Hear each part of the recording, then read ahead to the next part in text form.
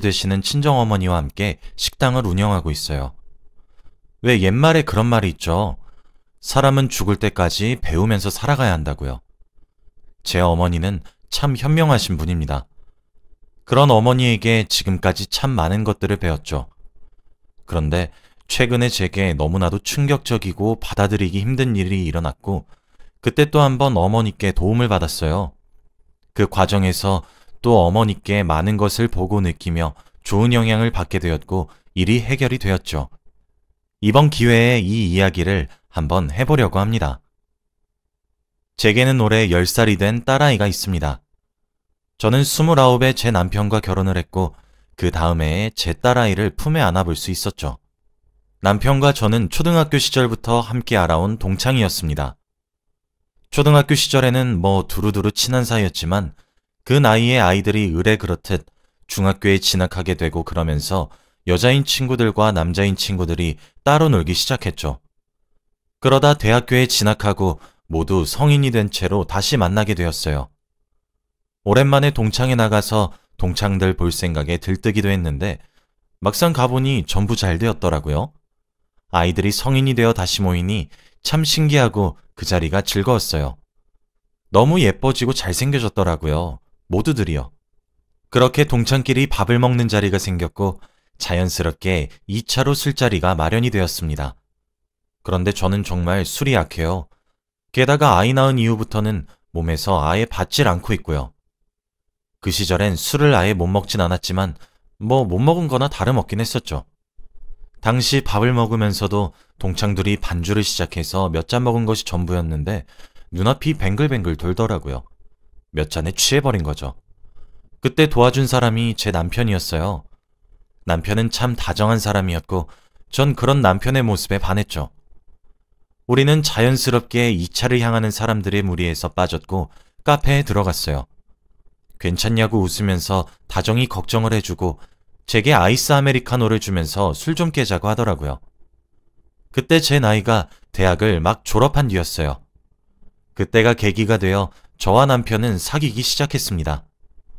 저는 졸업을 했으나 어머니의 가게를 물려받기 위해서 일을 배우는 입장이었어요.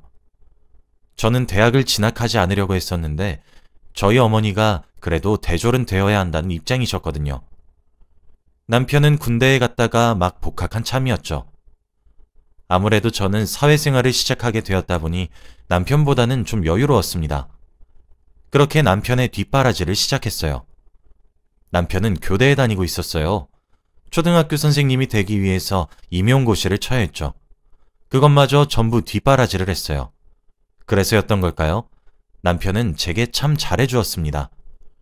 항상 다정했고 자상했으며 제게 늘 결혼을 꿈꾸게 해주는 사람이었어요.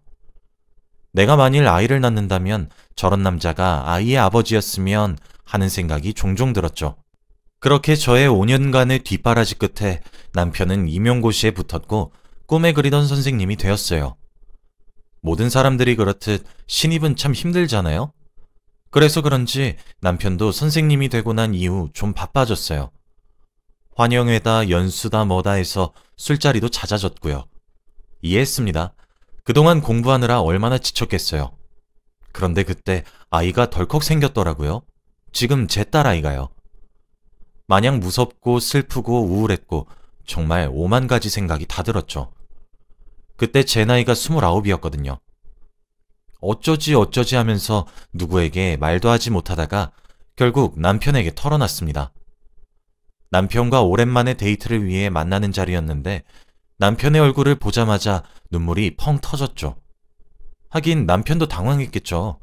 오랜만에 만난 여자친구가 엉엉 울면서 두 줄이 선명한 임신 테스트기를 내밀었으니까요.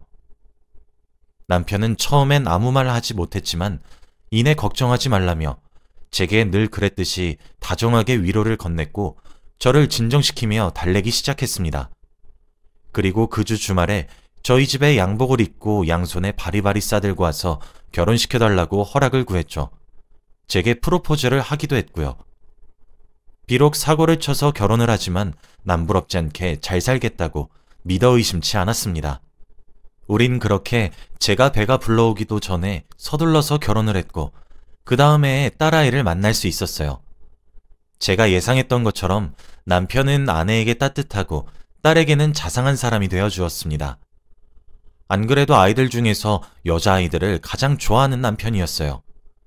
그런 사람에게 딸이 생기니 딸바보가 되더라고요. 그렇게 저희 가족은 정말 완벽했고 평화로운 가족이었어요. 얼마 전까지 말이죠. 항상 제가 꿈꿔왔던 이상적인 가족 그 자체였거든요. 그런데 얼마 전 제가 일하고 있는 지점으로 어떤 어리고 낯선 여자가 한 명 들어왔습니다. 당연히 저는 손님인 줄 알고 자리를 안내했습니다. 그런데 제게 서류 봉투를 하나 내밀면서 궁금한 거 있으면 안에 있는 연락처로 연락주세요. 기다리겠습니다. 라고 한마디만 남긴 채로 휙 돌아서 나가버리더라고요. 저는 의아해했고 뭐 하자는 건가 싶기도 했고 이상한 사람이란 생각이 참 많이 들었어요. 제가 받은 서류 봉투를 열어보기 전에 말이에요.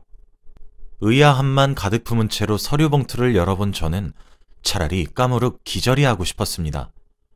수십 장에 달하는 A4 용지에는 제게 서류 봉투를 건넨 여자로 추정되는 인물과 남편의 외설스럽고 저질스러운 대화로 가득했고 함께 동봉된 수십 장의 사진들조차 제 두 눈으로 보고 있음에도 믿기 어려울 정도로 기가 막힌 애정행각을 나누는 사진이었습니다.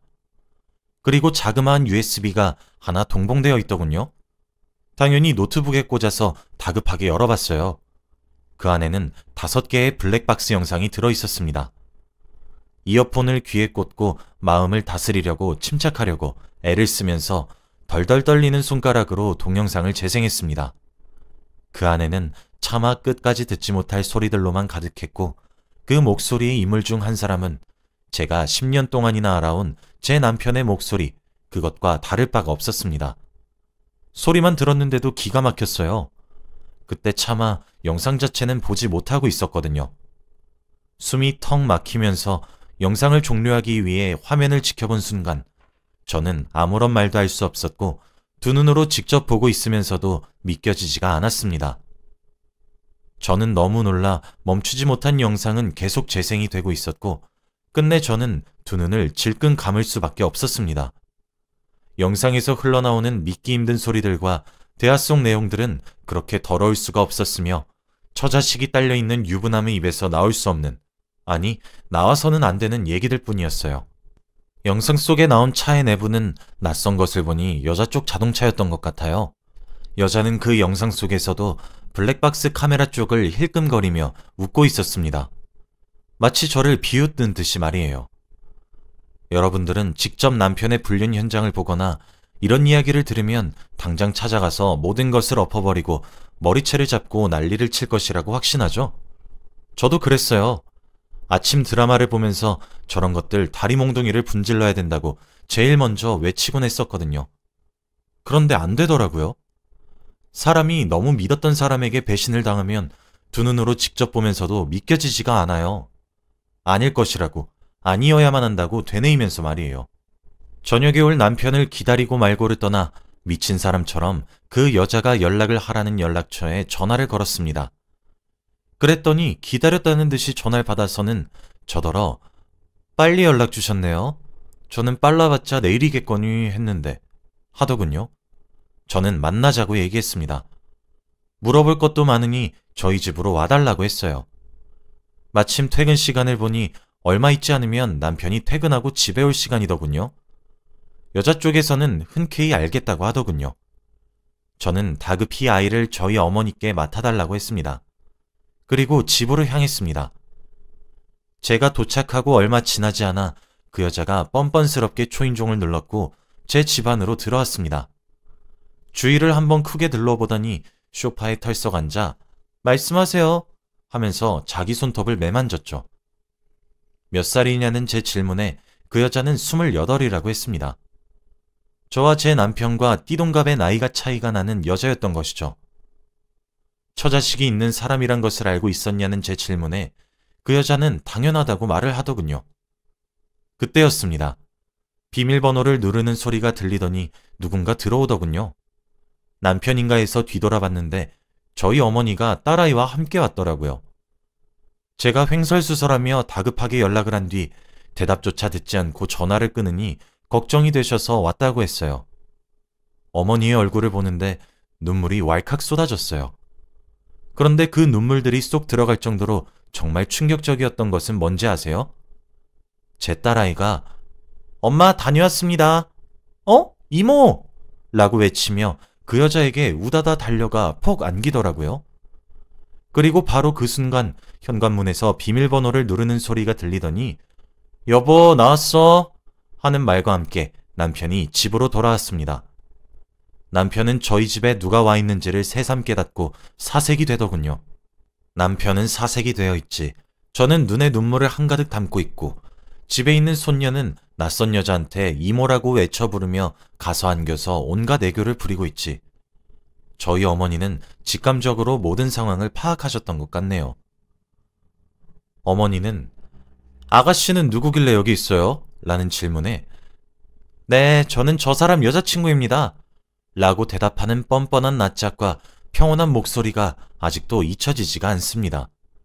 남편은 누가 봐도 당황한 기색이 역력하고 다급한 목소리로 아니라고 해명했어요. 아니야! 당신 누군데 여기 와서 행패야? 하면서요. 저는 그런 남편에게 그 여자로부터 받은 서류 봉투에서 수십 장의 대화내역과 사진들을 던져 뿌렸습니다. 어머니도 주워서 읽으시곤 놀라 자빠지려고 하시더군요. 본능적으로 어머니는 제 딸아이에게 옆집에 가 있으면 맛있는 것을 사주겠다고 하시며 보냈습니다. 옆집이랑 저희랑 친해서 자주 서로의 아이를 봐주거든요. 그렇게 딸아이가 나간 뒤 남편에게 물었습니다. 내 딸이 저 여자를 어떻게 알아? 너 무슨 미친 짓거리 하고 다닌 거야? 남편은 바로 무릎을 꿇고 제게 빌었어요. 내가 어떻게 됐었나 봐. 다 전현 탓이야. 전현이 작정하고 꼬셨다고. 하면서요. 그런데 그 대화에 충격을 받았던 것인지 거기다 대고 그 여자는 말하더군요. 오빠? 오빠가 나한테 어떻게 그런 말을 할 수가 있어? 나만 사랑한다며 곧 이혼할 테니까 결혼하자고 했잖아. 딸내미 양육권도 오빠가 들고 오고 싶었다며. 그래서 나한테 선미 소개시켜준 거였잖아. 하면서요. 남편은 그 여자에게 조용히 하라고 윽박을 지르고 제게 잘못을 빌기 시작했습니다. 저는 그런 남편에게 입 다물고 닥치고 있으라고 일갈했고 그 여자에게 할 말이 있으면 해보라고 했어요. 그랬더니 제게 그러더군요. 애타게 바라만 보고 당신 눈치 살살 보면서 만났던 게 얼마나 힘든지 알아요? 당신이 고작 애 하나 낳아줬다는 이유로 당신 남편 억지로 함께 산다고 그랬다고요. 당신이 애 낳아준 것 말고는 뭐가 그리 잘났어요? 애 낳는 기계밖에 더 되냐고요. 당신보다 내가 훨씬 더 어리고 훨씬 더 예뻐요. 프로필 사진 보고 있으니까 화목한 가족인 척, 다정하고 가정적인 남편인 척, 온갖 척이란 척은 다 하던데 그쪽 남편 나랑 금지된 사랑했다고요. 우리 불륜 아니에요. 서로 인연이 안 되었던 사랑이 남들보다 조금 늦게 온 거지. 나한테 매일 밤마다 당신보다 날 더 많이 사랑한다고 속삭였고 결혼하자고 했다고요. 그러니까 저한테 선미도 소개시켜줬던 거고 저도 선미에게 엄마가 되어줄 마음으로 받아들인 거고요. 당신 남편이 진정으로 사랑하는 사람? 그게 나예요. 오늘 찾아온 건 당신한테 남편 좀 놔달라고 말하려고 온 거라고요. 남편을 물끄러미 쳐다보고 바라만 보고 있으니 아니라고 저것들 다 거짓말이라고 손사래를 치며 여자가 내뱉은 모든 말에 거부를 하기 시작했습니다. 그때 저희 어머니가 나섰어요. 둘 다 나가! 하면서요. 솔직히 그 뒤로는 잘 기억이 나지 않습니다. 저는 아무런 말도 못했고 그때 마침 계셨던 저희 어머니가 제 대신 상황을 중재하셨다는 것 밖에는요. 한참을 우두커니 서 있었는데 누군가 제 손을 맞잡아 주었는데 참 뜨겁더라고요. 고개를 들어보니 어머니셨어요. 그제서야 알게 되었죠. 제가 하얗게 질려있고 핏기가 가셨던 상태였단 것을요. 그 뒤로 저는 쓰러졌고 눈을 뜨니 병원이었습니다. 참 엎친 데 덮친 격이라는 말이 과언이 아닌 것이 제가 임신 8주차라는 말이 들려오더군요. 임신 초기인데 지금 스트레스를 너무 받고 계시다고 이러시면 안 된다고 입원을 권유했죠. 어떻게 해야 하는 건지 아무것도 알 수가 없었습니다. 무엇을 해야 하는 것 또한 마찬가지로 알 수가 없었죠. 어머니는 제게 조용히 이혼하자고 얘기하셨고 저도 그냥 고개를 끄덕였습니다. 어머니는 제가 살아오면서 만난 사람들 중 가장 현명하신 분이니까요. 그렇게 이혼 소송을 준비했습니다. 증거로는 제가 상간녀에게 받은 자료들을 전부 넘겼어요. 그리고 그뿐만 아니라 사단이 났던 날 어머니가 바로 휴대폰을 켜서 대화를 녹음했더라고요. 녹음 파일도 함께 넘기니 변호사가 혀를 내두르며 이렇게 멍청한 상간녀는 처음 본다고 하셨죠. 당연히 소장이 날라갔고 시댁에서도 뒤집어졌겠죠? 시댁에서 연락이 오더라고요. 사실 저는 어머니와 함께 고깃집을 운영하고 있습니다. 사실 말이 운영이지 프랜차이즈 지점을 몇 개씩 하고 있어서 솔직히 경영에 가깝습니다. 가게들은 전부 어머니 명의로 되어 있고 어머니는 이제 가게 운영은 저에게 전부 맡기셨습니다. 저는 월급만 좀 넉넉히 받고 있는 편이고요. 어머니는 돌아가시면 제게 다 물려주실 가게이니 어렸을 때부터 좀 제대로 배우길 바랬기에 저를 가르쳤던 거였죠. 그렇게 작은 프랜차이즈 사업을 해서 그런지 친정이 좀 여유로운 편에 속합니다. 저희 아버지도 알아서 조그만 사업을 하나 하고 계시고요. 그 밑에서는 저희 오빠가 일하고 있죠. 반면 시댁은 그렇지 않아요. 적당하게 모자라고 적당하게 여유로운 집입니다. 그냥 묻어나고 평범한 집안이요. 그래도 남편이 공무원이라 집안의 자랑거리인 그런 집이요. 형편을 따지자면 저희 집이 훨씬 나아요. 집도 저희 쪽에서 해갖고 남편이 혼수를 해왔거든요. 제가 이 얘기를 왜 하냐면 저는 시집살이도 꽤 당했어요. 처음 결혼을 하기 위해 시댁에 인사를 드리러 갔을 때 공무원 아들을 장사꾼한테 장가 보내시는 것이 억울하시다며 임신한 저를 앞에 두고 목청껏 울음을 터뜨리셨던 분이 저희 시어머니셨고 그 옆에서 한숨만 푹푹 내신 사람이 시아버지셨죠. 그 집구석에는 그나마 아가씨가 제일 정상적인 사람이었던 것 같네요. 그렇게 공무원 아들을 염치 없이 뺏어간다고 조롱하고 임신한 저를 그렇게 못살게 괴롭히고 그러셨던 양반들이 남자는 한 번쯤 실수를 할 수도 있다고 그러게 왜 남편 관리를 똑바로 하지 않았냐고 참 말 같지도 않고 기가 차는 얘기들만 하더라고요. 기껏 임신해 와서 결혼을 허락해줬는데 딸이나 낳은 사람이라며 조롱할 때는 어디로 갔는지 병원에 누워있는 제게 다가와서 손을 꼭 잡으며 우리 앞으로 잘해보자 아가 하시는데 처음으로 내가 그동안 돌았고 미쳤었던 거란 생각이 들더군요. 소리를 치고 내쫓을 힘도 없었는데 다행히 그때 저희 오빠와 아빠도 소식을 듣고 병원을 왔고 시댁 식구들을 다 내쫓았습니다. 그 이후 모든 것은 일사천리였습니다. 저는 전적으로 저희 어머니께 모든 것을 맡겼고 어머니는 절 대신해서 모든 것을 쳐내셨죠. 상간녀 소송과 이혼 소송은 전부 일사천리로 진행이 되었고 딸아이의 양육권까지 제가 받았으며 위자료 청구들도 전부 해결이 되었죠. 중간중간 남편으로부터 연락이 왔지만 그 모든 것들은 친정 식구들이 발벗고 나서서 전부 막아주었습니다. 그리고 그때 제가 난생 처음 받아보는 충격에 많이 힘들었던 것이었는지 뱃속에 있었던 아이는 유산이 되었고 그 소식까지 남편에게 들어갔죠. 남편은 울며 불며 연락을 해왔고 제게 손이 발이 되도록 싹싹 빌었습니다. 상간녀는 정말 머릿속에 무슨 생각이 들어있는 것인지 알 수가 없었는데 정말 순수하게 제게 이혼을 원했나 보더라고요. 상간녀 소송까지 들어가고 상간녀가 다니고 있던 회사와 본가에 내용증명 서류를 보내니 꽁지에 불이 붙은 듯 제게 연락해서 용서해달라고 비는데 이딴 두 사람 때문에 제 인생이 망가진 것만 같아 참 씁쓸하더군요. 아직까지 해결된 것은 아무것도 없습니다. 여전히 저는 힘들고 지치고 많이 슬픕니다. 제 딸아이는 제 눈치를 보는 것인지 아이 아빠가 없어도 찾지 않고 제게 물어보지 않아요. 아마 아이도 직감적으로 느끼는 것 같아요. 아이에게는 정말 미안한 일이지만 아이 아빠와는 이혼을 하게 될 것이고 상간녀도 더 이상 사회에서 뻔뻔한 낯짝을 들고 다닐 수 없게 만들어주고 싶습니다. 물론 아이의 아빠도 그렇게 할 생각이고요. 불륜을 저지르는 사람이 미래에 자라나는 새싹들을 가르친다는 것도 어불성설이라고 생각해서 교육청에도 민원을 넣어 제 남편도 뻔뻔하게 아이를 가르치는 직업을 가지지 못하게 할 것입니다. 제가 독하면 독하다고 할 수 있고 참 어지간히 한다고 생각이 드실 수도 있는데 저는 정말 그렇게라도 하지 못한다면 이 세상을 견디면서 살아갈 수가 없을 것 같아요. 이렇게 익명으로 사연을 보내게 된 이유도 응원받고 싶어서입니다.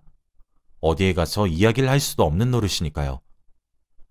저는 친정의 도움은 받을 수 있을 만큼 받아서 제가 받은 상처에 곱절에 곱절을 더해 되갚아 줄 거예요.